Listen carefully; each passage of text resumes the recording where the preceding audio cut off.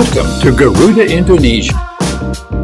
Garuda Indonesia merupakan maskapai penerbangan nasional milik BUMN yang memberikan layanan penerbangan full service terbaik. Saat ini, Garuda Indonesia melayani lebih dari 90 destinasi di seluruh dunia. Dengan jumlah penerbangan mencapai 600 penerbangan per hari, Garuda Indonesia memberikan pelayanan terbaik melalui konsep Garuda Indonesia Experience yang mengedepankan Indonesia Hospitality. Garuda Indonesia berhasil mencatatkan sejumlah pengakuan internasional.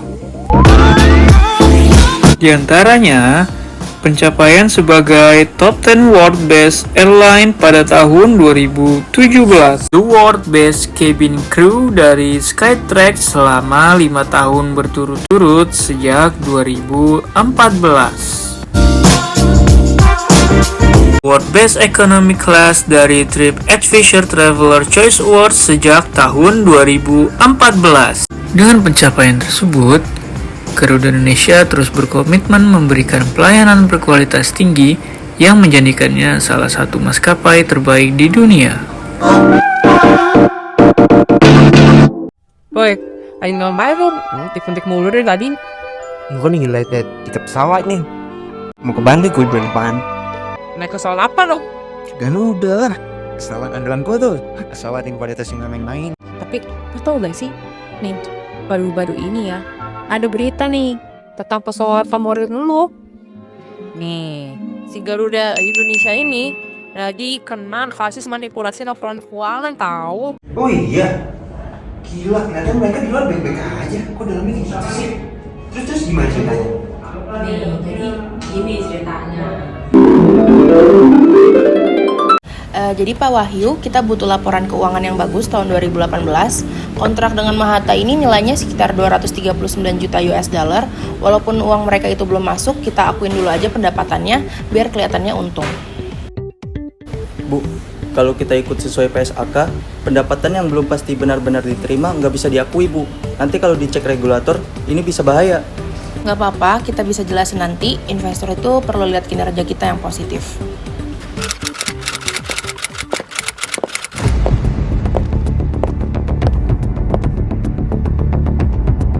Ini pendapatan Mahata kok udah tercatat semua. Belum ada kas masuk, belum realisasi. Saya nggak yakin ini benar. Tuh, dalam audit ini saya merasa ada keraguan. Jika pendapatan kita belum memenuhi kriteria PSAK, kita bisa kena masalah. Saya perlu bukti lebih kuat lagi. Saya udah ingatkan Bu Dirut, Pak. Tapi dia malah ngotot. Dokumennya memang ada, tapi arus kasnya belum jelas, Pak.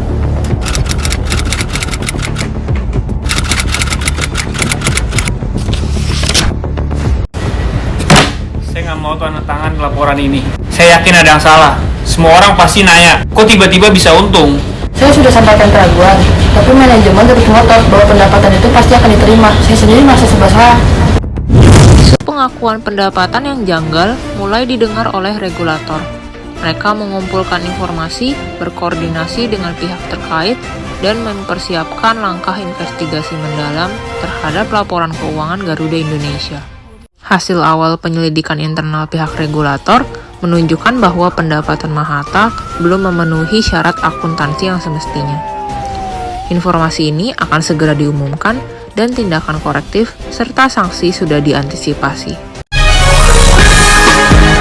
Kasus manipulasi laporan keuangan PT Garuda Indonesia tahun 2019 akhirnya menemui titik akhir. Otoritas Jasa Keuangan mewajibkan Garuda melakukan restatement laporan keuangan 2018 dan mengadakan paparan publik dalam 14 hari. Manajemen yang terlibat dikenai sanksi denda 100 juta rupiah, sementara auditor dari kantor akuntan publik yang mengesahkan laporan tersebut dijatuhi pembekuan izin praktik. Garuda juga melakukan perombakan manajemen dan memperketat sistem pengendalian internal untuk mencegah kasus serupa. Langkah-langkah ini dianggap sebagai upaya membersihkan tata kelola perusahaan, sekaligus memulihkan kepercayaan investor dan publik. Ini menandai akhir dari salah satu kontroversi keuangan terbesar di industri penerbangan nasional. Tapi menurut lu gimana soal kasus ini? Gue inget dari materi Bu Janita di sesi 10 sih, di sini udah jelas Garuda udah ngelakuin kesalahan besar.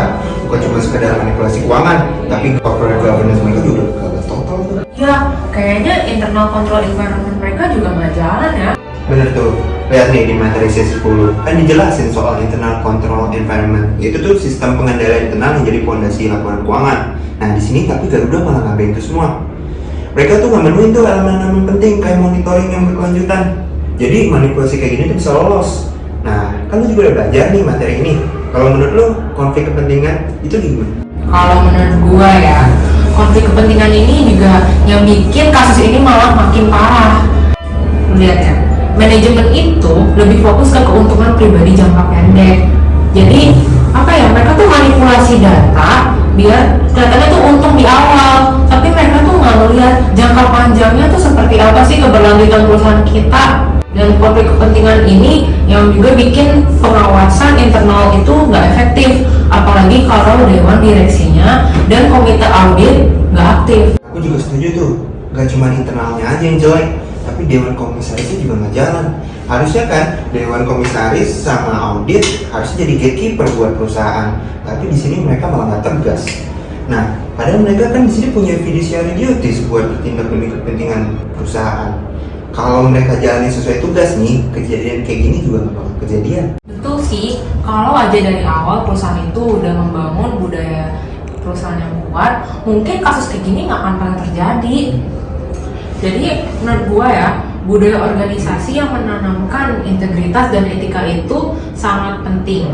Menurut riset, perusahaan yang memiliki etika kuat, memiliki integritas yang kuat ya, budaya-budaya seperti ini biasanya itu memiliki peluang yang lebih kecil untuk terjebak di pelanggaran hukum atau manipulasi. Namun di kasus Garuda ini kita nggak lihat adanya budaya perusahaan yang kuat. Malahan mereka ini lebih fokus buat bikin laporan yang kelihatannya cantik, yang kelihatannya bagus, daripada bikin laporan yang jujur dan yang benar. Jadi bisa kita tarik kesimpulan nih, kalau Garuda ini tata kelolanya itu masih hancur banget ya. Gak ada kontrol internal yang kuat, konflik kepentingan masih ada, dewan direksi juga nggak aktif, terus budaya etika mereka juga masih lama banget. Iya, betul banget. Well, kasus Garuda ini jadi pelajaran penting buat kita semua. Kalau tata kelola Garuda Indonesia dijalankan dengan benar, Garuda bisa mencegah pelanggaran-pelanggaran kayak gini dan lebih bisa dipercaya oleh publik dan investor. Kalau kita telah lebih jauh, kasus Garuda ini menunjukkan kelemahan mendasar dalam tata kelola perusahaan. Solusinya pada penguatan kontrol internal melalui kerangka kerja POSO yang mencakup 5 elemen utama. Pertama, lingkungan pengendalian perusahaan harus membangun budaya yang menjunjung integritas dan etika.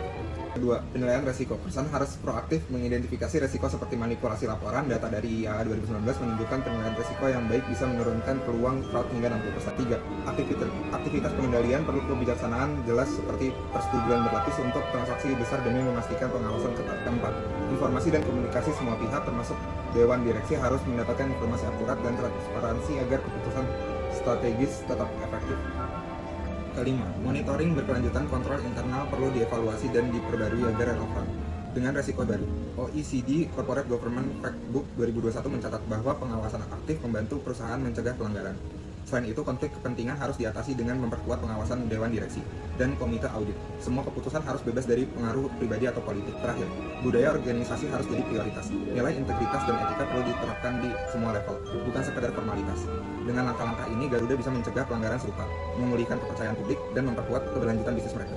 Melalui kasus ini, kita belajar bahwa integritas dan transparansi adalah fondasi utama dalam dunia bisnis. Etika bisnis bukan cuma hanya soal mematuhi peraturan, tetapi juga menjaga kepercayaan stakeholders seperti investor, pelanggan, dan juga karyawan. Penyelesaian kasus Garuda merupakan langkah maju, tetapi juga pengingat bahwa tata kelola yang buruk membawa konsekuensi yang serius. Seperti kata Warren Buffett, butuh 20 tahun untuk membangun reputasi dan hanya 5 menit untuk menghancurkannya. Mari kita jadikan ini pelajaran untuk terus menjaga dan meningkatkan kepercayaan publik.